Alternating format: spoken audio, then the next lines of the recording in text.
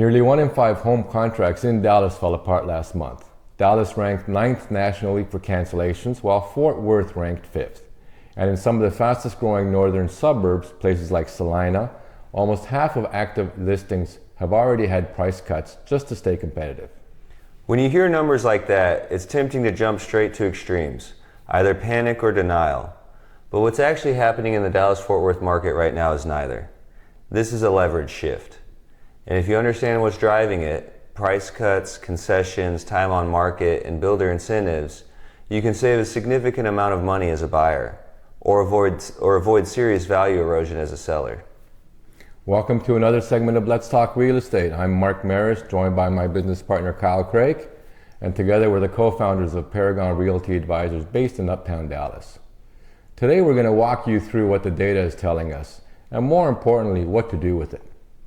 Let's start with price cuts, because this is where many sellers quietly get into trouble. As of September 2025, roughly 1 in 3 active listings in Dallas has experienced a price reduction. And in suburbs with heavy new construction, Prosper, Frisco, Salina, Aubrey, Little Elm, and Princeton, that number is significantly higher. What most sellers don't realize is that price cuts rarely happen once. They happen in a predictable pattern. The first reduction is usually small, about 1%. After a few weeks of limited activity, when that doesn't work, sellers often follow with another 1% cut. And then after losing momentum, they finally make a meaningful reduction, often 2 or 3%. The problem isn't just the final price, it's the time and signal created along the way.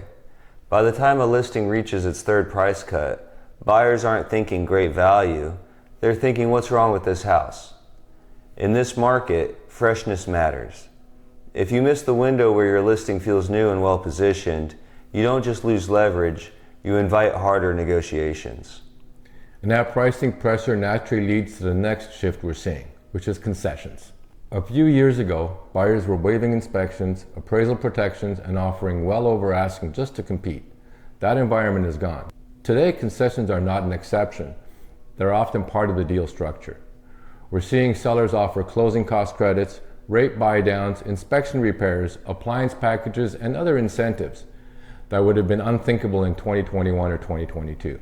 The reason is simple. Sellers want to avoid going back on the market. Once a house falls out of contract, buyers assume something went wrong, even if it didn't. That perception alone can cost sellers time and money.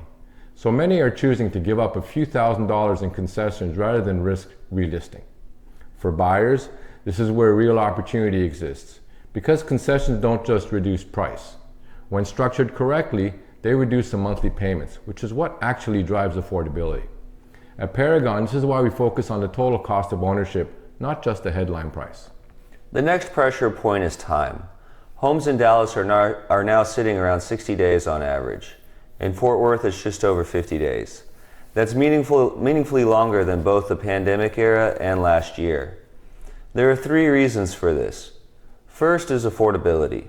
With interest rates still elevated, buyers are more cautious and payment focused. Second is competition from builders. Buyers are comparing resale homes directly against new construction with aggressive incentives. And thirdly, choice. Buyers no longer feel rushed. They're taking time to compare options. The important shift here is leverage. For sellers, each additional week on market means continued carrying costs and declining urgency from buyers. For buyers, time creates optionality, and optionality creates negotiating power. This brings us to one of the most misunderstood forces in the market right now, which is builder incentives. Builders aren't just competing on price, they're competing on payments. In many DFW communities, builders are offering permanent rate buy-downs that result in interest rates significantly below prevailing market rates. On a typical purchase, that difference can translate to hundreds of dollars per month.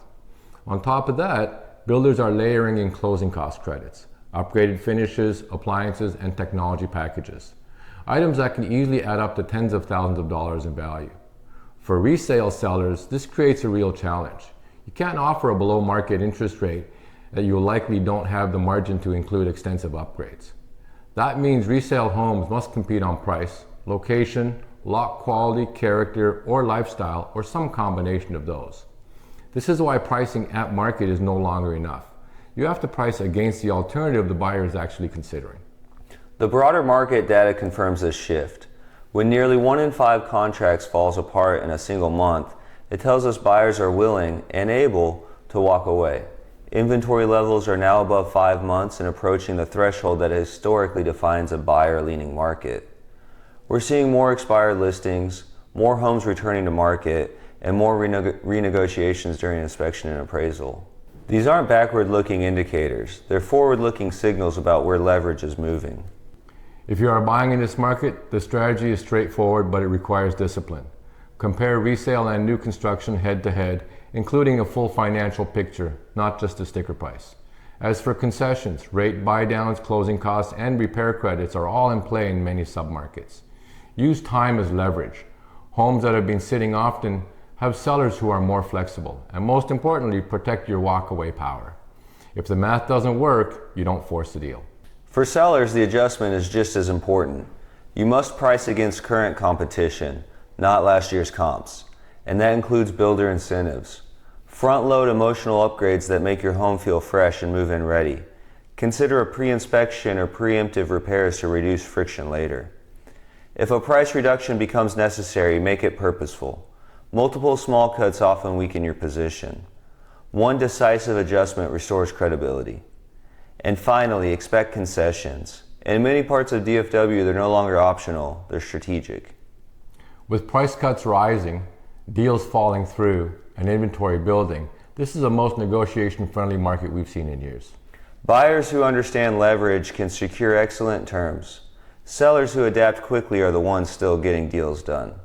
If you want a clear, neighborhood-specific strategy, whether you're buying or selling, reach out to Paragon Realty Advisors at www.paragondfw.com. We'll help you navigate this market with data, discipline, and fiduciary guidance. If you found this video helpful, make sure you give it a thumbs up and hit the subscribe button and notification bell so you'll have full access to our current and future content. Finally, make sure to leave a comment below. We'd love to hear from you. Thank you for watching this video. I'm Kyle. And I'm Mark. And together we look forward to seeing you in the next one.